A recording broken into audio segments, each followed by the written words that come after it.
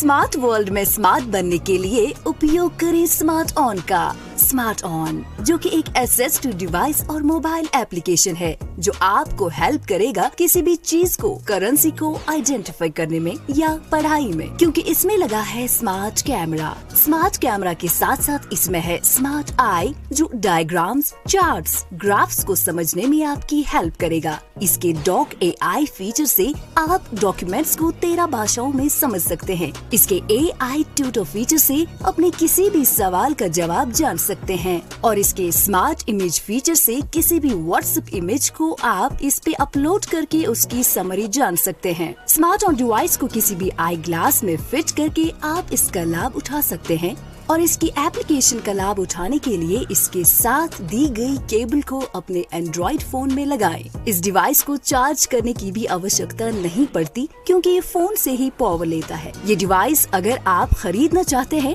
या इस पे कोई भी सब्सिडी चाहते हैं तो राब्ता करें हमारी सपोर्ट टीम 7016606884 से। स्मार्ट ऑन जो कर दे आपकी लाइफ को फुल ऑन। हेलो, आदाब, नमस्कार, सत श्री अकाल। आप सुन रहे हैं रेडियो उड़ान मेरे यानी RJ सिमरन की आवाज में। चापलूसी का जहरीला प्याला आपको तब तक नुकसान नहीं पहुंचा सकता जब तक आपके कान उसे अमृत समझकर पी ना जाएं। क्या खूब लिखा है।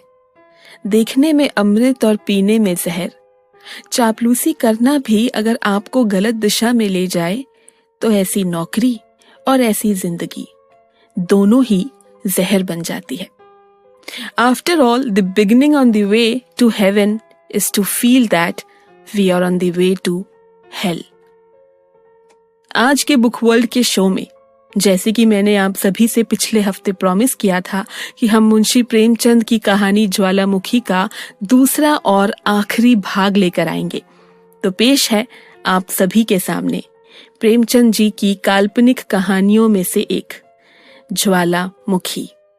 पर इससे पहले आपको एक छोटा सा रिकैप दे दें। अब तक की कहानी में आपने सुना कि किस तरह हमारी कहानी के नायक कॉलेज से अपनी BA की डिग्री हासिल कर लगातार एक नौकरी की तलाश में थे। आए दिन समाचार पत्रों में डूबे रहना ताकि कोई अच्छी 30-40 माहवार की नौकरी मिल जाए तो जिंदगी आराम से कटे। ऐसे ही एक दिन पत्र पढ़ते वक्त उसे एक नौकरी का विज्ञापन दिखा। तनख्वाह 1000 मासिक। पहले तो उसे लगा कि जरूर किसी ने मजाक किया है, लेकिन फिर मन ने कहा कि चलो मजाक ही सही, और वो उस नौकरी के लिए अपनी एक तस्वीर के साथ अर्जी भेज देता है। कुछ दिन जब कुछ खोज खबर ना हुई तो उसका शक अब पक्का हो गया था कि जरूर किसी ने दिल लगी की होगी। पर हैरत तो तब हुई जब ये ख्याली दिल लगी हकीकत में बदल गई। यानी कि एक दिन अचानक ही नायक को उसकी भेजी हुई अर्जी का जवाब आ गया। लिखा था, जल्द ही आओ, ऐशगढ़।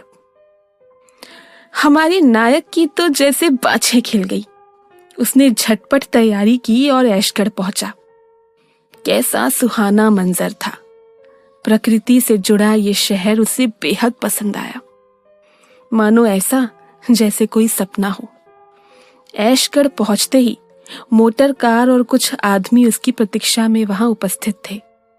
वो उसे एक विश्व भवन में ले गए जहां उसकी मुलाकात एक सुंदरी से हुई, जिसे वो स्वामिनी कहे, रमणी या फिर कामिनी। जाने वो विश्व सुंदरी कौन थी जिसने उसे नौकरी के लिए यहाँ बुलाया था। उस रमणी के अंतर्गत हमारे नायक को ये भी न मालूम हुआ कि वो उससे झूठ, बेईमानी और कूटनीति से लोगों का जीवन बर्बाद करवा रही है। उसके पास आए हुए खत में सवालों के गलत गलत सुझाव देकर नायक तो जैसे उस सुंदरी पे अब मरने मिटने को तैयार था। महीना भर हो गया था उसे काम करते हुए। अगर वो उस रमणी की ओर मानो जैसे खिंचा चला जा रहा था। एक शाम उसे उस रमणी का बुलावा आया। नायक ने अपना सर्वोत्तम सूट पहना और अपने दिल की बात कहने के लिए उस सुंदरी की ओर चल पड़ा। अब आगे। ज्यों ही मैं पहुंचा, उस लावण्यमयी ने मुस्कुराकर मेरा स्वागत किया, पर मुखचंद्र कुछ मलिन था। मैंने अधीर होकर पूछा, सरकार का जी तो अच्छा है? उसने निराश भाव से उत्तर दिया, जी हाँ, 1 महीने से एक कठिन रोग में फंस गई हूं मैं। अब तक किसी भांति अपने को संभाल सकी हूं, पर अब लगता है कि रोग असाध्य होता जा रहा है। उसकी औषधि निर्दय मनुष्य के पास है। वो मुझे प्रतिदिन तड़पते देखता है, पर उसका पाषाण हृदय जरा भी नहीं पसीजता। मैं इशारा समझ गया। सारे शरीर में एक बिजली सी दौड़ गई। सांस बड़े वेग से चलने लगी। एक उन्मत्तता का अनुभव होने लगा। निर्भय होकर बोला, संभव है जिसे आपने निर्दय समझ रखा हो वो भी आपको ऐसा ही समझता हो और भय से मुंह खोलने का साहस न कर पाता हो। सुंदरी ने कहा, तो कोई ऐसा उपाय बताइए जिससे दोनों ओर की आग बुझे। प्रियतम, अब मैं अपने हृदय की दहकती हुई विरागनी को नहीं छिपा सकती। मेरा सरसव आपको भेंट है। मेरे पास वो खजाने हैं जो कभी खाली ना होंगे। मेरे पास वो साधन है जो आपको कीर्ति के शिखर पर पहुंचा देंगे। मैं समस्त संसार को आपके पैरों पर झुका सकती हूँ। बड़े बड़े सम्राट भी मेरी आज्ञा को नहीं टाल सकते। मेरे पास वो मंत्र है जिससे मैं मनुष्य के मनोवेगों को क्षण मात्र में पलट सकती हूँ। आइए, मेरे हृदय से लिपटकर इस दाह क्रांति को शांत कीजिए। रमणी के चेहरे पर जलती हुई आग की सी कांति थी। वो दोनों हाथ फैलाए कामोत्तम होकर मेरी ओर बढ़ी। उसकी आंखों से आग की चिंगारियां निकल रही थी, परंतु जिस प्रकार अग्नि से पारा दूर भागता है, उसी प्रकार मैं भी उसके सामने से एक कदम पीछे हट गया। उसकी प्रेमातुरता से मैं भयभीत हो गया, जैसे कोई निर्धन मनुष्य किसी के हाथों से सोने की ईंट लेते हुए भयभीत हो जाए। मेरा चित्त एक अज्ञात आशंका से कांप उठा। रमणी ने मेरी ओर अग्निमय नेत्रों से देखा, मानो किसी सिंघनी के मुंह से उसका आहार छिन जाए, और सरोष होकर बोली, ये भीरुता क्यों? मैं आपका तुच्छ सेवक हूं, इस महान आदर का पात्र नहीं। आप मुझसे घृणा करते हैं। ये आपका मेरे साथ अन्याय है। मैं इस योग्य भी तो नहीं कि आपके तलुओं की उनको आंखों से लगाऊं। आप दीपक हैं, मैं पतंग हूं। मेरे लिए इतना ही बहुत है। रमणी नैराश्यपूर्ण क्रोध के साथ बैठ गई और बोली, वास्तव आप निर्दयी हैं। मैं ऐसा न समझती थी। आप में अभी तक अपनी शिक्षा के कुसंस्कार लिपटे हुए हैं। पुस्तकों और सदाचार की बेड़ी आपके पैरों से नहीं निकलती, और ना ही कभी निकलेगी। मैं शीघ्र ही अपने कमरे में चला आया, और चित्त के स्थिर होने पर जब मैं इस घटना पर विचार करने लगा तो मुझे ऐसा मालूम हुआ कि अग्निकुंड में गिरते गिरते बचा। कोई गुप्त शक्ति मेरी सहायक हो गई। ये गुप्त शक्ति क्या थी? दूसरे के लिए कितना ही मरो तो भी अपने नहीं होते। पानी तेल में कितना ही मिले फिर भी अलग ही रहेगा। यहाँ जिस चीज की इच्छा कई दिनों से नायक के दिल में पनप रही थी, वो आज इससे दूर क्यों जाना चाहता था? क्यों उसने रमणी की ओर बढ़ते हुए अपने कदमों को रोक लिया था? जो दिल की बात वो कहने वाला था, आज जब उस सुंदरी ने कही, तो फिर अचानक से उसका चित्त अशांत क्यों हो उठा? इन सारे सवालों का जवाब हम जरूर जानेंगे। हाँ जी, नमस्ते and welcome back to radio Udaan, a flight of life.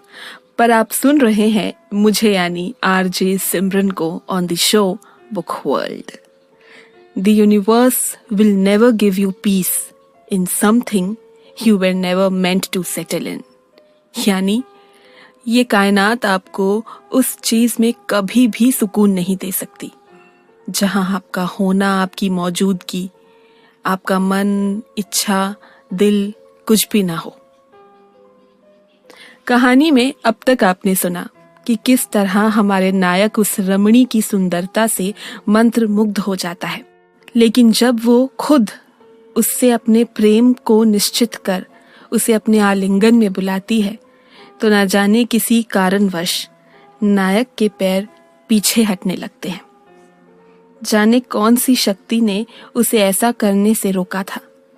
उसने उस सुंदरी को उसके प्रेम प्रस्ताव को नकारते हुए बस इतना कहा था कि उनका रिश्ता बस एक मालिक और सेवक भर का ही है जिसे उन्हें लांघना नहीं चाहिए। इतना कह वो तेज कदमों से वापस अपने कमरे में लौट आता है। हालांकि वापस आते वक्त उसे इस अपनी बेरहमी पर काफी गुस्सा आता है। क्यों उसने उस रमणी का दिल तोड़ा, क्यों उसे उदास किया। लेकिन साथ ही एक एहसास ये भी था कि वो एक बहुत बड़ी खाई से यानी बहुत बड़ी मुसीबत से जैसे बचकर बाहर निकला था। अब आगे। मैं जिस कमरे में ठहरा हुआ था उसके सामने झील के दूसरी तरफ छोटा सा झोपड़ा था। उसमें एक वृद्ध पुरुष रहा करते थे। उनकी कमर तो झुक गई थी पर चेहरा तेजमय था। वो कभी कभी इस महल में आया करते थे। रमणी ना जाने क्यों उनसे घृणा करती थी, मन ही मन उनसे डरती थी। उन्हें देखते ही घबरा जाती मानो किसी असमंजस में पड़ी हुई हो। उसका मुख फीका पड़ जाता, जाकर अपने किसी गुप्त स्थान में मुंह छिपा लेती। मुझे उसकी ये दशा देखकर कौतूहल होता था। कई बार उसने मुझसे भी उनकी चर्चा की थी, पर अत्यंत अपमान के भाव से। वो मुझे उनसे दूर दूर रहने का उपदेश दिया करती थी, और यदि कभी मुझे उनसे बातें करते देख लेती तो उसके माथे पर बल पड़ जाते थे। कई दिनों तक मुझसे खुलकर ना बोलती थी। उस रात को मुझे देर तक नींद नहीं आई। उधेड़ बुन में पड़ा हुआ था। कभी जी चाहता आओ आंख बंद करके प्रेम रस का पान करे, संसार के पदार्थों का सुख भोगे, जो कुछ होगा देखा जाएगा। जीवन में ऐसे दिव्य अवसर कहाँ मिलते हैं। फिर आप ही आप, मन जैसे खिंच सा जाता था। घृणा उत्पन्न हो जाती थी। रात के 10 बजे होंगे कि हठात मेरे कमरे का द्वार आप ही आप खुल गया और वही तेजस्वी पुरुष अंदर आए। यद्यपि मैं अपनी स्वामिनी के भय से उनसे बहुत कम मिलता था, पर उनके मुख पर ऐसी शांति थी और उनके भाव ऐसे पवित्र तथा कोमल थे कि हृदय में उनके सत्संग की उत्कंठा होती थी। मैंने उनका स्वागत किया और लाकर एक कुर्सी पर बैठा दिया।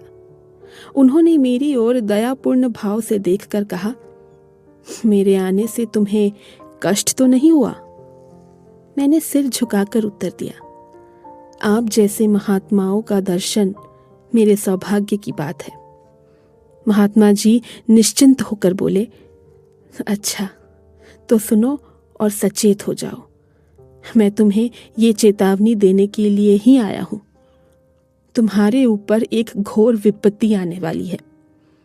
तुम्हारे लिए इस समय इसके सिवाय और कोई उपाय नहीं है कि यहां से चले जाओ। यदि मेरी बात ना मानोगे तो जीवन पर्यंत कष्ट भोगोगे और इस मायाजाल से कभी मुक्त ना हो सकोगे। मेरा झोपड़ा तुम्हारे सामने था। मैं भी कभी कभी यहाँ आया करता था, पर तुमने मुझसे मिलने की आवश्यकता ना समझी।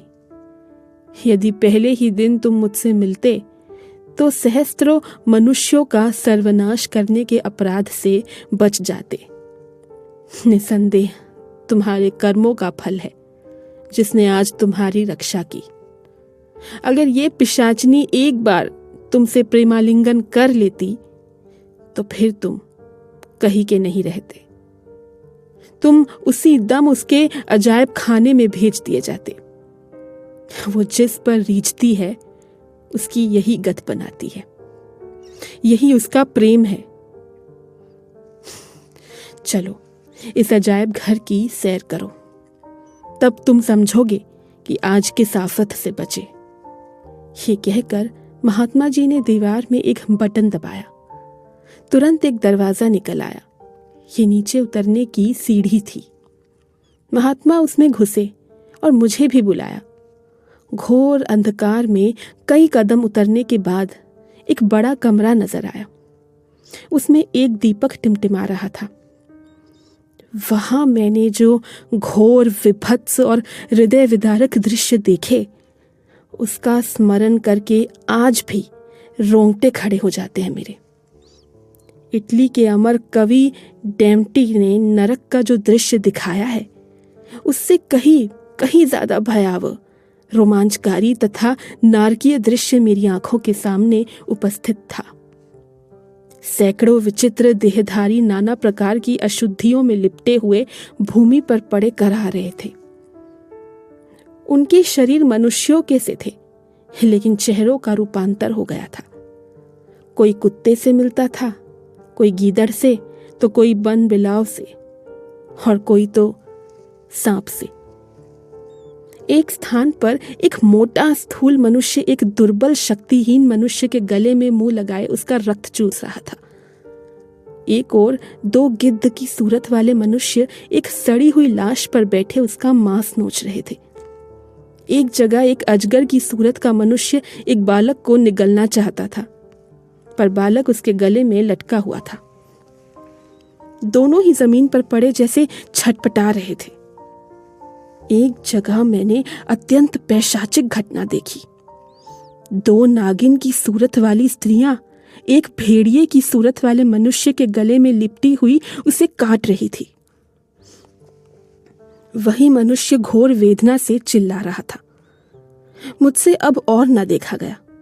तुरंत वहां से भागा और गिरता पड़ता अपने कमरे में आकर दम लिया।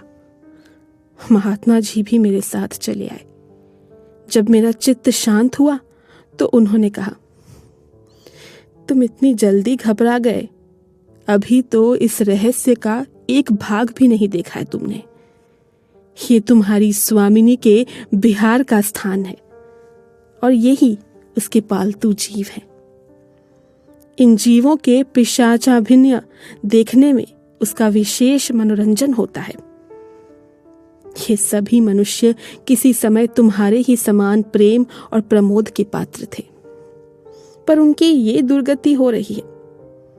अब तुम्हें मैं यही सलाह देता हूं कि तुम इसी दम यहां से भागो, नहीं तो रमणी के दूसरे वार से कदापि न बचोगे। ये कहकर महात्मा अदृश्य हो गए। मैंने भी अपनी गठरी बांधी और अर्धरात्रि के सन्नाटे में चोरों की भांति कमरे से बाहर निकला। शीतल आनंदमय समीर चल रहा था। सामने के सागर में तारे छिटक रहे थे। मेहंदी की सुगंध उड़ रही थी। मैं चलने को तो चला, पर संसार सुख भोग का ऐसा सुअवसर छोड़ते हुए दुख होता था। इतना देखने और महात्मा के उपदेश सुनने पर भी चित्त उस रमणी की ओर खिंचता था। मैं कई बार चला, कई बार लौटा, पर अंत में आत्मा ने इंद्रियों पर विजय पाई। मैंने सीधा मार्ग छोड़ दिया और झील किनारे किनारे गिरता पड़ता कीचड़ में फंसता हुआ सड़क तक आ पहुंचा। यहाँ आकर मुझे एक विचित्र उल्लास हुआ, मानो कोई चिड़िया बाज के चंगुल से छुट गई हो। यद्यपि मैं एक मास के बाद लौटा था, पर अब जो देखा तो अपनी चारपाई पर पड़ा हुआ था। कमरे में जरा भी गर्द या धूल न थी। मैंने लोगों से इस घटना की चर्चा की तो लोग खूब हंसे, और मित्रगण तो अभी तक मुझे प्राइवेट सेक्रेटरी कहकर बनाया करते हैं। सभी कहते हैं कि मैं 1 मिनट के लिए भी कमरे से बाहर नहीं निकला। महीने भर गायब रहने की तो बात ही क्या। इसलिए अब मुझे भी विवश होकर यही कहना पड़ता है कि शायद मैंने कोई स्वप्न देखा है। कुछ भी हो, परमात्मा को कोटि कोटि धन्यवाद देता हूं कि मैं उस पाप कुंड से बचकर निकल आया। वो चाहे स्वप्न ही हो, पर मैं उसे अपने जीवन का एक वास्तविक अनुभव समझता हूं, क्योंकि उसने सदैव के लिए मेरी आंखें खोल दी। जिंदगी और तैराकी में एक चीज कॉमन है, तैर गए तो पार, नहीं तो बीच मझधार। Hello and welcome back to radio Udaan show book world, और मैं हूं सिमरन आपके साथ।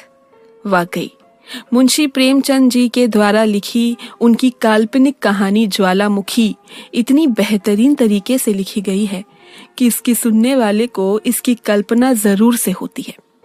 इसके एक एक वाक्य और शब्दों को इतनी गहराई के साथ लिखा गया है कि आप इसकी कहीं ना कहीं तो कल्पना जरूर कर बैठे होंगे।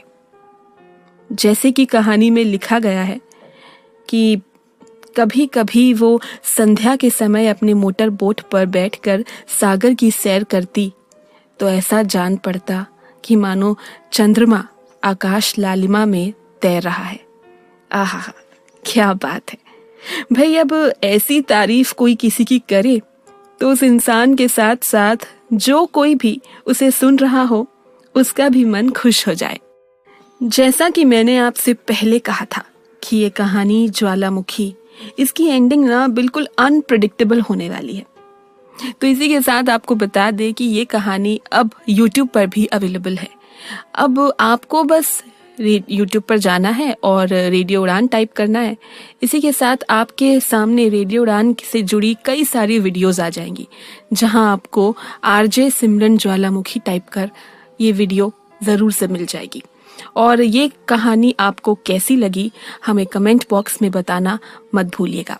साथ ही ये कहानी पसंद आई हो तो इसे लाइक करें, अपने दोस्तों के साथ शेयर करें, और साथ ही ऐसी कहानियों और दुनिया तमाम की अपडेट्स के लिए सब्सक्राइब करें रेडियो उड़ान के YouTube चैनल को।